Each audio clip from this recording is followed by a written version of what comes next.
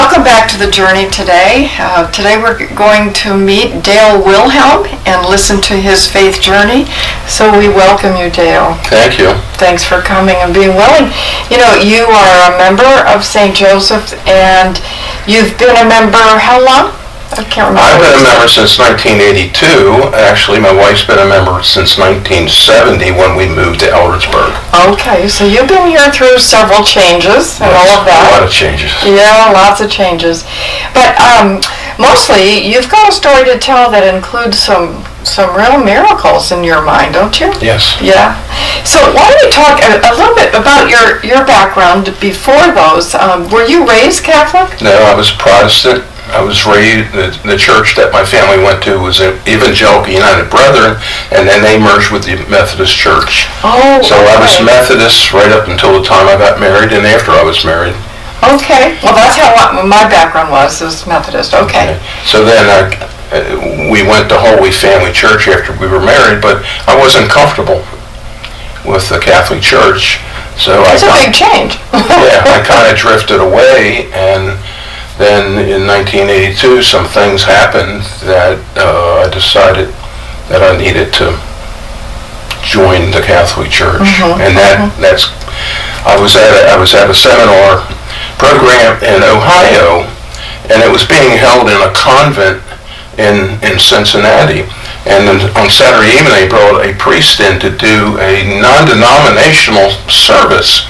And I was there in this beautiful chapel in this convent. And I can't explain it, but something just, it like struck me. And when I came home, one of the first things I did was made a phone call to St. Joe's and talked to Father Peter at that time, and I went into RCIA. And then 1982, I became Catholic. Do you remember the moment when that happened? Was it... Which moment? The moment back in the Ohio convent. It was in the evening during the Mass. It was a Catholic Mass, really. Okay. I can't explain it. Yeah. I had no explanation, but I was missing something after being married and being my family was very active in the Methodist Church, and my entire family, and I was missing something, and I just wasn't comfortable in the Catholic Church, but the Lord led me to make that phone call, I guess. Yeah, well, I'm sure he did. You know, sometimes I just love it when I can't explain something. I don't know if you do, but that just tells me that it's God and not me, and I always love those moments. Well, I think it's part of God's plan for me. We all have a plan that God has for us. Yeah, well, let's hear some more about yours. So you joined St. Joseph, and then what happened? It's hard to explain, too, because it wasn't very long after that a gentleman that worked for me that was very strong at St. Joseph's Hick Manor convinced me to go to the Knights of Columbus, so I joined the Knights of Columbus. Next thing I know, I went to a meeting at St. Joe's for another reason, and it was a meeting to recruit Eucharistic ministers with Helen Horner, and I turned out a Eucharistic minister, and then a while after that I was on the parish council. So you got involved really quickly. Well, my wife had been here, and she was singing. She had been singing since she joined the church at Masses, and then there was a period of time that I sang with the 545 group on Saturday Masses. All right, wonderful. So, you know, what kind of moments do you see in your life as sort of the high points in your faith journey? Do you have some big stories to tell us? Well, times of I would say tragedy. I was in an automobile accident in 1977, and I didn't know it at that time, but I was in the hospital for almost 6 weeks, and I was in traction because it was head-on collision. And I was still Methodist at that point, and it was Baltimore County Hospital at that time. And on Sunday mornings, I was attracted to a minister on TV, Robert Scholler, the Crystal Cathedral. And I would watch it religiously every every Sunday, and very positive message about faith. And I think that started me on a path to being more religious in faith, and I was really blessed by the Lord that I survived the accident. Yeah. So, because 2 other individuals were killed in the head-on collision. Wow. So that was like, that was a tragedy. Yeah. Terrible for the ones that were killed, but I was able to survive and stuff. So you really see God's hand in that. Yes.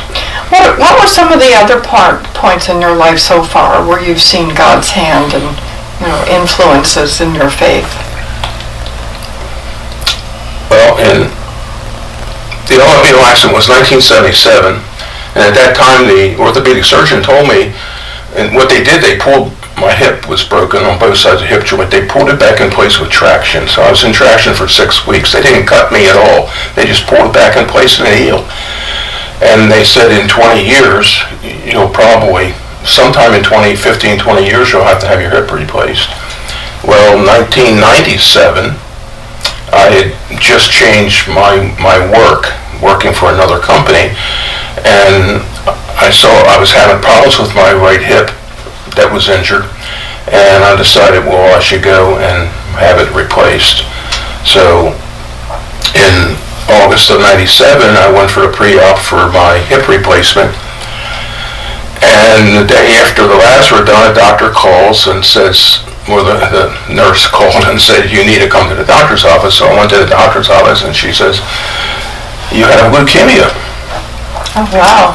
So I was told I needed leukemia. I had leukemia, and she wanted me, actually before I went to the office, they called and said, go get another lab test and go directly to, I said, well, can I go to one? They said, no, why don't you go to Carroll Hospital right now, get the lab test.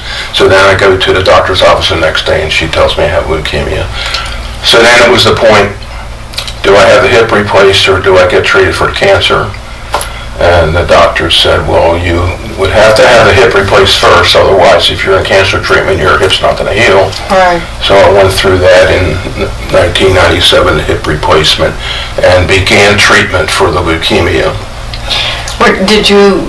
How did you sense your faith in the Lord helping you or affecting that process? Early I didn't know, because at that time, in 1997 and before, the leukemia was essentially a death sentence. Right. And it got to the point where in 1999, the treatments were, they started me on treatments to maintain me where I was. And I can remember the oncologist telling me, he says, you need to just stay on this treatment, these injections, and there's always new medical things being discovered. He told me that. And during that period of time, I was also being prayed with by the healing team at St. Joe's. But in 1999, it was finally decided that I had to go and have a bone marrow transplant. So jumping back to where I was diagnosed with the cancer, with the leukemia, and I needed the hip replacement. Well, I had my hip replaced, and then we were looking for a healing mass, because my wife and I had been to healing masses before for other reasons, like for our family or whatever. So there was a healing mass coming up at St. Joseph's, and in fact it was upstairs in the old church, and I went in on crutches and sat in the very front row, came in the door right above here, sat in the front row, and one of the healing ministers, Jackie Ankoviak, came down to talk to me before the healing mass. And she talked to me, she said, you're here for you see you're on crutches. I said, well, no, I'm really here because I have leukemia. So then we did the healing mass, they prayed over me. And a couple days later, Jackie calls on the phone, and she says, Dale, would you like to have prayer? If you would like, I will come to your home and pray with you. And that was 1997. That was 1999. No, I get confused. 1999. 1990. It was actually 1997. Sorry about that. That's okay. And so she prayed. She would come to my home. She happened to live down the street, which we didn't know. She prayed with me for 2 years. 2 years until 99. And then at that point, when I was told I absolutely had to have the transplant, the healing ministry at St. Joe's began praying with me. So I had more people praying, and they were holding classes at that time for people that wanted to be in the healing ministry, and they needed people to practice praying with. Jackie asked me if I would be a supplicant, and they would pray over me, the new healing team, and they did that. And that's the very first time when Jackie prayed over me in my home. The very first time, it was like heat just flowed. She stood behind me, put hands on my shoulders, and it was just like the healing of the Lord just flowed in heat through my body. The same thing happened when I prayed. I was the supplicant for a healing team that was in training, and it was multiple people had their hands on me. Actually, we were in the sacristy of the new church at that point, and they laid their hands in it, and I came out of that room sweating. Wow. So it felt warm, yes. The healing presence of Jesus. It felt warm. So during that period of time, they were also looking for a donor for my transplant, because I had agreed to the transplant. If I didn't have the transplant, I was only given a maximum of 5 years to live. Wow. With the transplant, assuming I survived the transplant in 1999, the transplants were still kind of experimental. They said I would maybe have 10, 15 years to live. So when the healing team was praying over me during that period of time, the hospital, Johns Hopkins at that time, were looking for donors, and they said, it's not really easy to find a donor. If you come up with one matched donor, or closely matched, that is going to be wonderful.